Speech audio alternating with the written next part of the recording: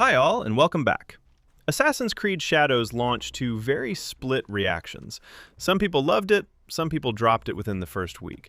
And one of the biggest debates was the dual protagonist structure, switching between Naoe and Yasuke depending on mission design. Now, here's what actually matters. The version you can download today is not the exact same experience those early opinions were based on. So the real question is this: did Ubisoft meaningfully improve the game, or is it fundamentally the same design with extra layers on top?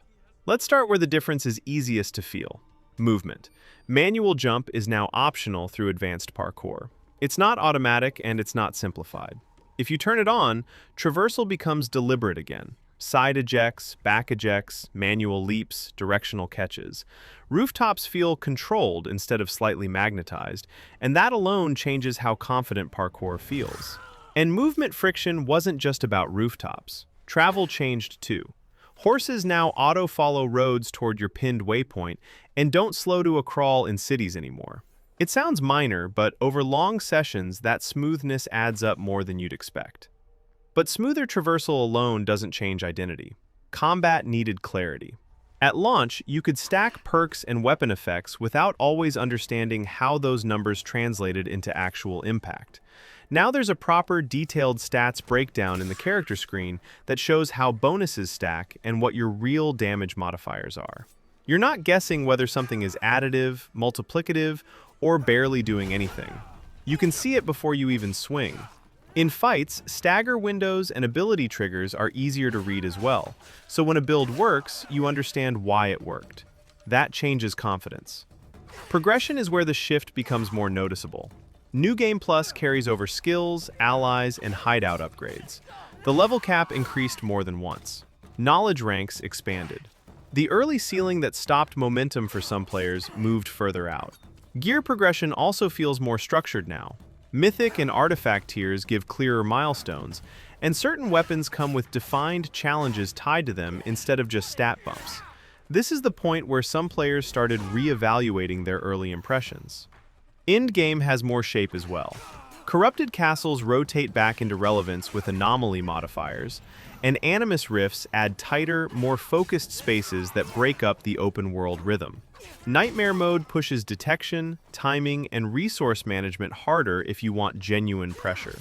Mechanically, the game has more depth than it did at launch.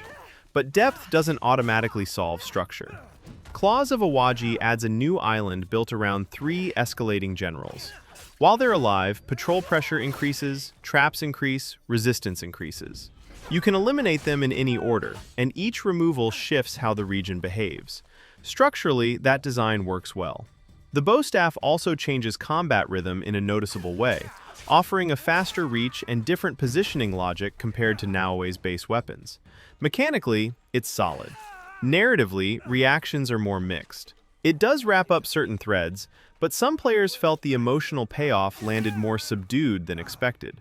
It expands the systems. It doesn't fundamentally reshape the story's weight, and that distinction is important. Then there are the quieter changes that don't sell trailers but matter over time. Loot management is smoother. Individual mastery nodes can be reset without rebuilding everything. Time can be skipped more cleanly, and visual clutter can be reduced if you prefer a cleaner screen. None of that is dramatic, but it removes friction.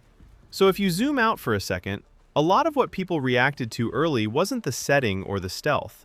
It was either the progression ceiling, system friction, or the dual character structure. The systems around the game clearly evolved. Progression goes further. Builds are easier to understand. Difficulty can actually push back if you want it to. But the core idea, playing 2 characters and switching based on design intent, is still the backbone. So whether this feels fixed really depends on what made you stop playing in the first place. If it was mechanical frustration, the current version will likely feel tighter. If it was structural identity, that part hasn't shifted. And if you're curious how another major game evolved post-launch, I also broke down Monster Hunter Wilds 1 year later, and that comparison is actually interesting in this context. Did I miss something that mattered to you? Let me know in the comments. That was it.